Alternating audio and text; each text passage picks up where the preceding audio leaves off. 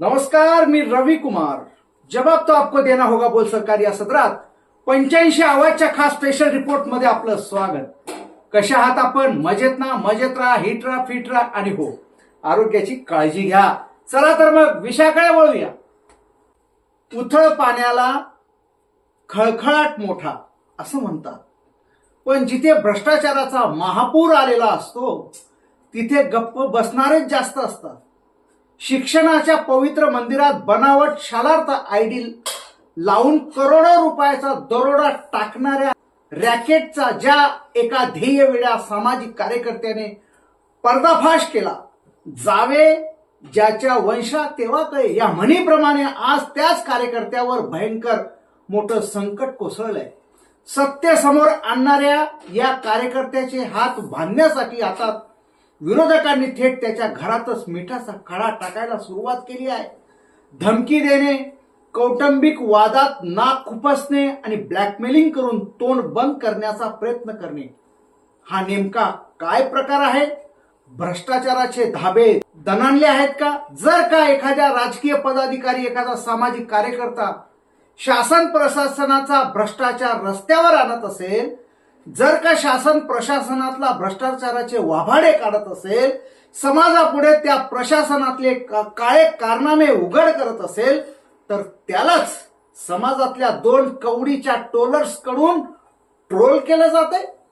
शासनात बसलेले काही तुकाराम मुंडे सारखे नॉन करप्ट अधिकारी त्या भ्रष्टाचाराचे अंगावरचे कपडे टराटरा फाडत असेल तर त्याची इतरत्र बदली केली जाते।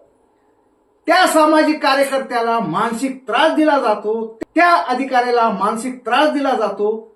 मग त्या सामाजिक कार्यकर्त्याची, त्या अधिकाऱ्याची काय मानसिकता असू शकते, किंवा एखादा नॉन करप्ट अधिकारी त्याची काय मानसिकता असू शकते, याचा विचार आपण कधी केला आहे का?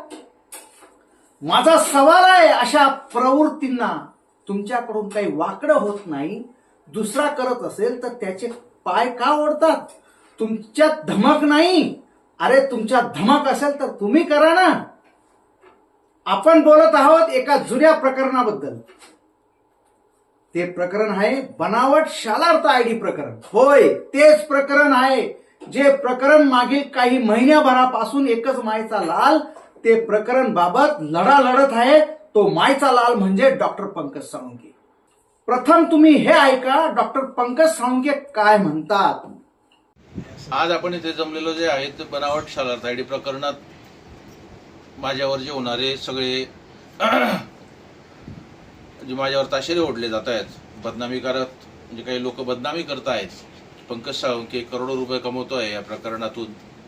मला जर करोडो रुपये कमवायचे राहिले असते तर मी इथे इथपर्यंत तुमच्या सर्वांसमोर वेळोवेळी प्रत्येक गोष्टीची अपडेट तुम्हाला दिली नसती। त्याच पद्धतीने काही लोक, उत्पटान लोक हे दारू पिऊन वेगवेगळ्या पोस्ट अपडेट करत आहेत। त्या सर्वांना माझं खुलं आव्हान आहे, मित्रांनो, तुम्हाला काय बदनामी करायची माझी तितकी बिनधास्तपणे करा। पंकज साळुंखे तुमच्याकरता खंबीर आहे। आज सगळ्यात महत्वाचं, आजपर्यंत गप्प राहिला पंकज साळुंखे, परंतु आज नंतर गप्प राहणार नाही। आज तुमच्यावर पूर्ण महाराष्ट्र राज्यात माझ्यावर प्रेम करणारे जे जे सगळे मंडळी आहे ते सगळेजण तुमच्यावर वैयक्तिक गुन्हे दाखल करणार आहेत। ही नोंद तुम्ही तुमच्या दप्तरी घ्यावी। ऐकली का? पण म्हणतात ना, सत्याचा विजय नेहमी उशिरा होतो, पण होतोच। या सगळ्या अंधारात एका सामाजिक कार्यकर्त्याच्या रूपाने प्रकाशाचा किरण दिसला। आपलेच दात आणि आपलेच ओठ अशी परिस्थिती असतानाही या कार्यकर्त्याने स्वतःचा जीव धोक्यात घालून कागदपत्राची छाननी केली, पुरावे गोळा केले आणि हा महाघोटाळा चव्हाट्यावर आणला। पण जेव्हा या लबाड लांडग्यांचे पितळ उघडे पडू लागले तेव्हा त्यांनी आपला खरा चेहरा दाखवला। कार्यकर्त्याला फोनवरून धमकी, घरासमोर फिरून दबाव आणण्याचा प्रयत्न, खान तशी माती या न्यायाने या भ्रष्टाचाऱ्यांनी साम दाम दंड भेद या सगळ्यांचा वापर करून कार्यकर्त्याची जीभ छाटण्याचा प्रयत्न केला। पण तो कार्यकर्ता सुद्धा नाकासमोर चालणारा पण अन्यायाविरुद्ध पेटून उठणारा निघाला। त्याने या धमक्यांना केराची टोपली दाखवली आणि आपला लढा सुरूच ठेवला. पुढे ऐका डॉक्टर पंकज साळुंखे काय म्हणतात. दुसरा मुद्दा, काल जो शेळके साहेबांची बदली झालेली आहे आर्थिक गुन्हे शाखेमधून, त्यांना जे काढण्यात आलं, शेवटचे त्यांचे 3 महिने बाकी होते. मी येत्या सोमवारी CP साहेबांना भेटणार आहे नाशिकला आणि त्यांना 2 दिवसात अल्टिमेटम देणार आहे. जर तुम्ही 2 दिवसाच्या आत आर्थिक गुन्हे शाखेचे जे PI होते, पोलीस निरीक्षक होते, रामदासजी शेळके यांना पूर्वपदावरती घेतलं नाही, तर 2 दिवसानंतर आम्ही तीव्र स्वरूपाचं आंदोलन आम्ही करू. त्या आंदोलनादरम्यान कुठलाही जर हिंसक वळण त्याला लागलं तर यास जबाबदार राज्याचे गृहमंत्री, मुख्यमंत्री, स्वतः नाशिक विभागाचे आयुक्त हे जबाबदार राहतील. तिसरी महत्वाची गोष्ट, काही लोक माझ्या मागच्या कौटुंबिक वादविवादाचा व्हिडिओ पकडून त्या वादविवादाच्या व्हिडिओला धरून मला ब्लॅकमेल करत आहेत. परंतु पंकज साळुंखे ब्लॅकमेल होणाऱ्यांमधला नाही. त्याला जे काय करायचं ते करावं. माझा विषय जो आहे बनावट शालार्थ ID प्रकरण तडीस नेणं, शेवटपर्यंत मी तडीस नेणार आहे. ऐकली ना. जेव्हा तक्रार एका प्रामाणिक आणि नॉन करप्ट अधिकाऱ्याकडे गेली तेव्हा या अधिकाऱ्याने कमरेचे सोडून डोक्याला बांधले नाही, तर अत्यंत शिताफीने योजना आखली आणि अधिकाऱ्याला माहित होतं की या लांडग्यांना पकडण्यासाठी गाढवाला गुळाची चव काय हे दाखवून चालणार नाही, तर त्यांना त्यांच्या जाळ्यात ओढावं लागेल. अधिकाऱ्याने एक जबरदस्त सापळा रचला आणि ज्या क्षणी हे भ्रष्टाचार भ्रष्ट लाच स्वीकारत होते, बनावट कागदपत्रे हस्तांतरित करत होते, त्या क्षणी काडीची ही दया न दाखवता या अधिकाऱ्याने त्यांना रंगेहात पकडले.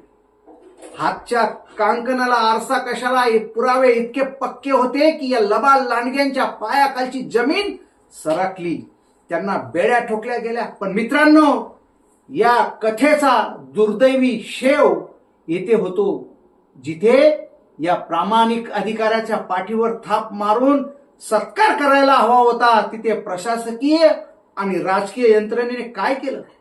बळी तो कानपिळी होय. ज्या लांडग्यांना जेलमध्ये टाकलं त्यांच्या आकाशेही हात इतके लांब होते की त्यांनी आपल्या सत्तेचा वापर केला.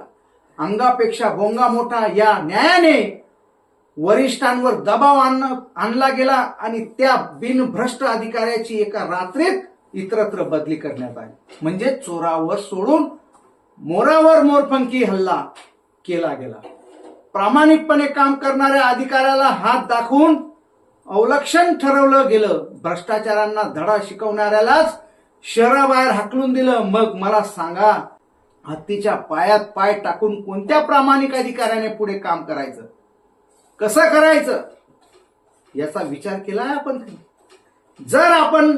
जर आज आपण या सामाजिक कार्यकर्त्याच्या पाठीशी हिमालयासारखे खंबीर उभे राहिलो नाही आणि प्रामाणिक अधिकाऱ्याच्या बदलीच्या विरोध केला नाही, तर उद्या कोणताही अधिकारी या अशा भ्रष्टाचाराविरोधात ब्र काढण्याची हिंमत करणार नाही.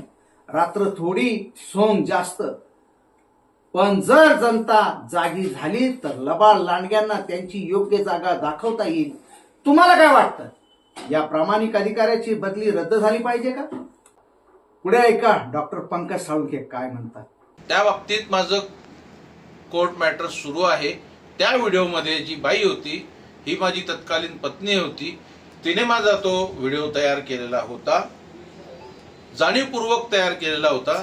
ते कॅरेक्टर सुद्धा माझ्या जीवनामध्ये मला अपंग युनिट प्रकरणामध्ये दाबण्यासाठीच माझ्या जीवनात मला पाठवण्यात आलेलं होतं. त्याचे सबळ पुरावे मी मान्य न्यायालयात सादर केलेले आहेत. आजही ते प्रकरण जे आहे ते कौटुंबिक पार्श्वभूमीचं प्रकरण आहे. आता वास्तव बघायला गेलं त्या प्रकरणाला धरून मला ब्लॅकमेल तुम्ही का करतायत? तुमचं दम नाही का? आहे माझं प्रकरण आहे, छाती ठोक सांगतो. कौटुंबिक विषय तो माझ्या क्लिप तुम्ही व्हायरल करतात, करा. एक नाही तर सगळ्या ठिकाणी व्हायरल झालेल्या आहेत. त्या बाबतीमध्ये खुद्द सुप्रियाताई सुळे, खुद्द शरदचंद्रजी पवार साहेब, खुद्द रामदासजी आठवले साहेब, उदयनराजे भोसले, संभाजीराजे महाराज यांनी पण चांगल्या पद्धतीने बघितलेल्या आहेत त्या क्लिप. आणि या बनावट शालार्थ आयडी घोटाळ्यातील मुख्य सूत्रधारांवर कठोर कारवाई झाली पाहिजे की नाही?